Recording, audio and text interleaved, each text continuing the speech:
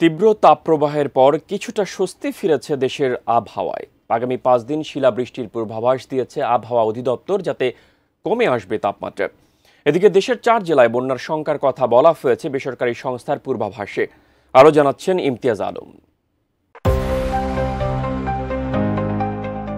সারা দেশে আগামী 5 দিন বজ্রবৃষ্টি সহ শিলাবৃষ্টি হতে পারে। 12ই মে সোমবার আবহাওয়াবিদ ডক্টর মোহাম্মদ ওমর ফারুক স্বাক্ষরিত 120 ঘন্টার পূর্বাভাসে এই তথ্য জানানো হয়। পূর্বাভাসে বলা হয়েছে, ময়মনসিংহ ও সিলেট বিভাগের কিছু কিছু জায়গায় এবং রংপুর, রাজশাহী ও চট্টগ্রাম বিভাগের 2-1 জায়গায় অস্থায়ীভাবে দমকা হাওয়া সহ বজ্রবৃষ্টি হতে পারে।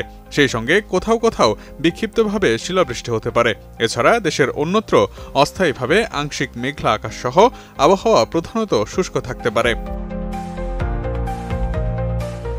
এই অবস্থায় খুলনা বিভাগের তাপমাত্রা প্রায় অপরিবর্তিত থাকতে পারে এবং দেশের অন্যত্র তা 1 থেকে 3 ডিগ্রি সেলসিয়াস পর্যন্ত হ্রাস পেতে পারে। সারা দেশে রাতের তাপমাত্রা প্রায় অপরিবর্তিত থাকবে। পাশাপাশি রাজশাহী, পাবনা, সিরাজগঞ্জ, রাজবাড়ী, খুলনা, চুয়াডাঙ্গা, মেহেরপুর ও যশোর জেলাসমূহের উপর দিয়ে তীব্র তাপপ্রবাহ বয়ে যাচ্ছে।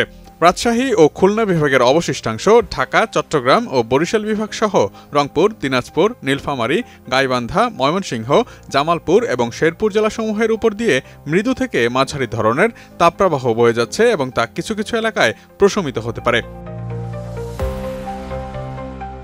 আবহাওয়া অধিদপ্তর আরও জানায়, আগামী 5 দিন বজ্রবৃষ্টিপাতের প্রবণতা বৃদ্ধি পাবে। এদিকে সিলেট বিভাগে বন্যার আভাস দিয়েছেন বেসরকারি আবহাওয়া পূর্বাভাস ওয়েবসাইট আবহাওয়া.com-এর প্রধান আবহাওয়াবিদ মোস্তফা কামাল পলাশ। সোমবার দুপুরে নিজের ভেরিফাইড ফেসবুক পেজে এই তথ্য জানিয়েছেন তিনি।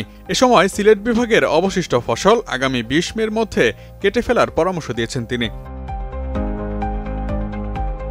টানা 7মবারের মতো বেস্ট টিস্যু পেপার ব্র্যান্ড হিসেবে স্বীকৃতি পেয়েছে বসুন্ধরা টিস্যু। কৃষি আবহাওয়ার পূর্বাভাসে আবহাওয়াবিদ মোস্তফা কামাল পলাশ জানান, সিলেট বিভাগের জেলাগুলোর উপরে, বিশেষ করে সুনামগঞ্জ ও সিলেট জেলার উপরে নিয়মিত বৃষ্টির পূর্বাভাস দিচ্ছে সব আবহাওয়া পূর্বাভাস মডেল।